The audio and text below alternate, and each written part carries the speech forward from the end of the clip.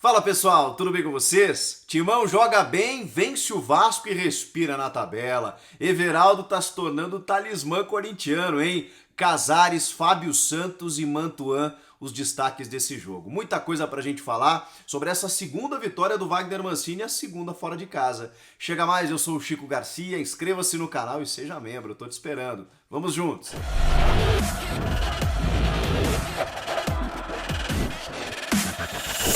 Grande vitória do Corinthians e já já a gente vai falar sobre esse jogo. Antes, eu queria dizer que esse vídeo é um oferecimento de OneFootball, o aplicativo que eu uso para me manter informado sobre tudo que está rolando. Lá você encontra notícias, estatísticas, resultados, transferências, mercado da bola e tudo sobre o seu time do coração. Basta ativar as notificações. E a grande novidade do ano, transmissão ao vivo e de graça da Bundesliga 2020-2021. Isso mesmo, o campeonato alemão ao vivo na palma da sua mão. Eu vou deixar o link aqui na descrição, você baixa gratuitamente e serve para qualquer celular.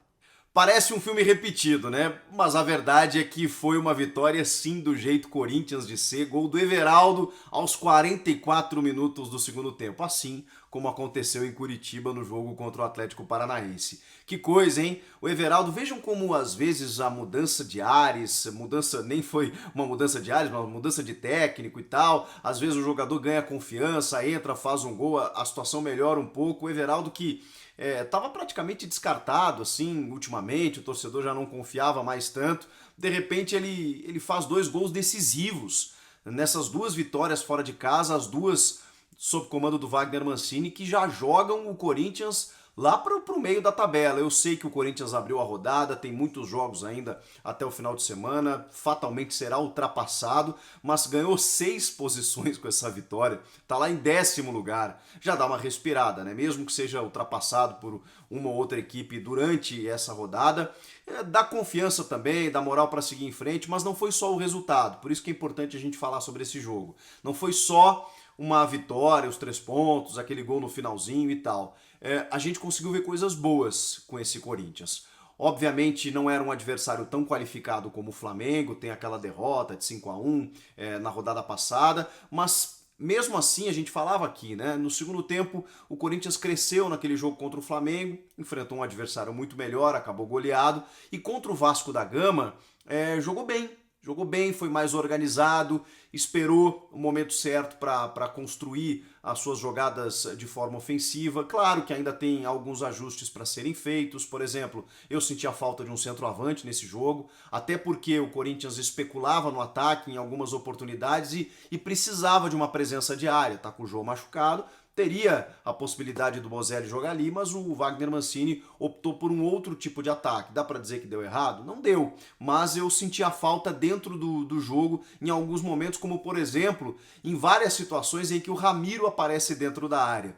O Ramiro, ele, você sabe, eu tenho uma admiração por ele, acho ele um cara voluntarioso, um cara dedicado, mas eu, por exemplo, teria feito uma outra alteração tática ali. Eu colocaria o Ramiro no lugar do Ederson, que não vem fazendo bons jogos, e colocaria um outro jogador, como por exemplo o Bozelli ali de centroavante, para jogar junto com o Matheus Vital e o próprio, ou o Casares junto com o Mantuan, enfim, ali na frente, ou até mesmo o Luan não entrou muito bem no jogo mais uma vez, né? Contra o Flamengo ele entrou bem, hoje não. O Casares para mim fez um grande jogo, enquanto teve perna, enquanto teve, aliás, o time todo caiu fisicamente no segundo tempo, né? Enquanto o Corinthians esteve bem fisicamente, foi melhor que o Vasco da Gama. O Vasco cresce no começo da segunda etapa, quando chega ao seu gol, inclusive, começa a criar mais oportunidades, mas mesmo assim o Corinthians ainda é inteligente para criar algumas chances de ataque lá. Mas vamos organizar cronologicamente esse jogo. Por exemplo, o Fábio Santos, que fez a sua reestreia,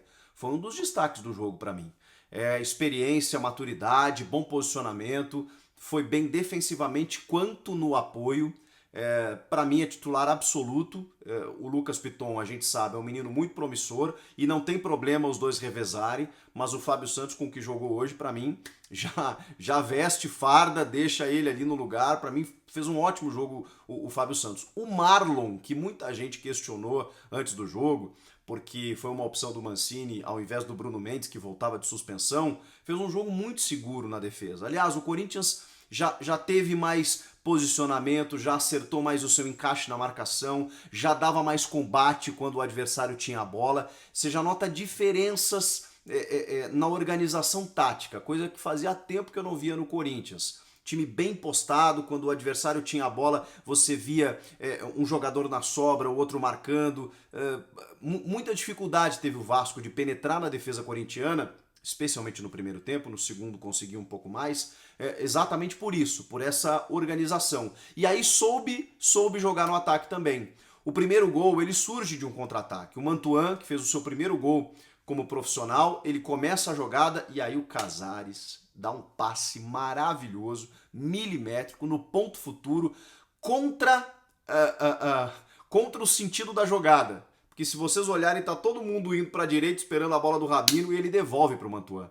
E deixa o Mantuan na cara do gol, conclusão perfeita, tirando do Fernando Miguel. Ali o Corinthians faz o seu 1-0. Mas o Corinthians mereceu, no primeiro tempo, vencer por 1-0. O Vasco não produziu muita coisa. Aliás, o Vasco perdeu os seus dois principais jogadores antes do jogo. Já tinha perdido o Benítez, com uma lesão na coxa esquerda, e o Cano, no aquecimento, sente a coxa direita e fica fora do jogo também. E aí o Vasco tem que colocar o Ribamar na estreia do técnico português Ricardo Sapinto. O Ribamar, que até fez um belíssimo gol de letra numa jogada do Thales Magno, que é um grande jogador de futebol, né? Ele começou jogando pelo lado, depois terminou o jogo como centroavante, mas ele faz a jogada e o Ribamar de letra acaba marcando o gol. Antes disso, o Vasco já tinha metido uma bola na trave e já tinha chutado por cima numa bola que passou muito perto do Vinícius. O Vasco já estava chegando. Só que no contra-ataque o Corinthians continuou sendo perigoso. E isso eu achei interessante, porque o Corinthians está vencendo, o seu adversário está chegando mais, mas ao mesmo tempo o Corinthians teve a chance de matar o jogo. Num contra-ataque, por exemplo, com o Matheus Vital, em que ele já estava 1-1 nesse lance, né? Logo na sequência em que o Fernando Miguel defende, e esse gol não dava para perder, né? Mas foi uma chance muito boa criada. Antes disso, tem 2 gols anulados do Corinthians. Um deles, em que o Mantuan pela esquerda está em impedimento realmente, né? E aí ele toca para o Ramiro, mas aí o lance já não estava mais valendo. E depois, no gol que o Xavier acaba empurrando para a rede, mas que a bola bate no braço do Gil. E também teria batido no braço do jogador do Vasco e tal, e tem muita gente confusa com esse lance.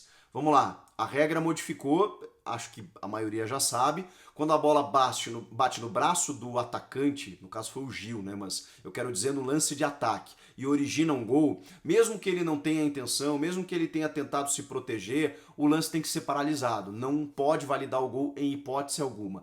Mesmo que no lance a bola tenha batido no braço do defensor, no caso de um jogador do Vasco, aí você tem que considerar se tem intenção ou não.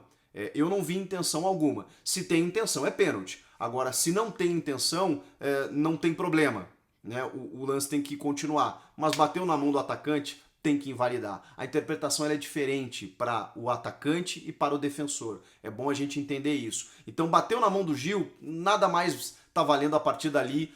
O gol não pode ser validado, por isso que o gol do Xavier não valeu. Aliás, Xavier, ótimo jogo também. Para mim, titular absoluto, tomou conta da posição, primeiro volante com força física, técnica, sai bem para o jogo. O Corinthians achou esse jogador. O segundo pode ser o Ramiro, ou pode ser o Cantígio, né, que não estava bem quando deixou o time, mas falta ainda esse segundo e terceiro homem ali no meio. Casares parece que só pode jogar 60 minutos, né, ele não consegue ter ainda uma regularidade física. Enquanto esteve em campo, teve uma bola em que ele domina, a bola cai lá numa reposição do Cássio, ele domina, deixa ela morrer. Foi nesse gol anulado do Mantuan. Incrível. Ele joga muita bola. Se ele tiver espaço, ele vai pifar os companheiros. Então ele é titularíssimo. Mantuan vai tendo sequência, o Everaldo vai entrando bem. Aos pouquinhos o Corinthians vai se moldando, com algumas peças que vão ganhando confiança dentro de uma estrutura que funciona melhor. O Fábio Santos ali na esquerda, o Fagner que hoje até não fez um jogo assim, digamos, ele não comprometeu, mas ele ainda não é o Fagner que a gente conhece. O Cássio também acabou dando umas vaciladas e tal, mas também não comprometeu no resultado final. O Corinthians venceu o jogo, ele não teve culpa no gol, aquela coisa toda. Esses jogadores ainda podem render mais, mas aos poucos você vai vendo uma cara, né? Vai vendo um Corinthians melhorado. E aí, vejam só, o Corinthians tem 2 gols anulados, tem essa chance perdido com o Matheus Vital, e aí tem um pênalti reclamado no Mantuan, que eu confesso a vocês que eu não marcaria, eu não achei, acho que tem uma chegada do jogador do Vasco, mas o Mantuan, ele joga a perna, ele dá uma valorizada, eu não vejo falta para pênalti nem para análise no VAR. Sei que é polêmico, muita gente entendeu como pênalti, eu não daria esse pênalti. Mas o Corinthians chegou, vejam que mesmo com o Vasco melhorando no jogo, mesmo procurando mais o ataque, o Corinthians foi bem postado defensivamente, com exceção da falha do gol, e chega com perigo. Poderia ter matado o jogo em vários momentos. E aí, aos 44 minutos, o Everaldo tenta cruzar, acho que ele tentou cruzar, né? A bola desvia no Henrique, engana o goleiro Fernando Miguel, e o Corinthians consegue um resultado tão necessário. Os dois times buscavam muito esse resultado, né? O empate não era bom para ninguém e a derrota ficou pior ainda para o Vasco, que jogava em casa, já está 6 jogos sem vencer, estreou treinador, estava sem os seus principais atletas. Realmente a situação não tá fácil para o Vasco da Gama, chegou a liderar a competição. Agora o Corinthians dá uma respirada, mas como eu disse, mais do que o resultado, o que me agradou foram essas boas notícias em termos táticos e técnicos em relação a algumas individualidades que não estavam aparecendo e que voltaram a surgir no jogo de hoje. Se o Vasco não ofereceu tanta resistência, eu discordo. Eu acho que o Vasco jogou bem em determinado momento do jogo. Acho que fisicamente o Corinthians caiu muito no segundo tempo, mas já apresenta boas novas para a sequência do campeonato. Vocês concordam? Comentem aqui que eu quero ouvir vocês. Inscreva-se no canal. Eu volto na próxima. Tchau!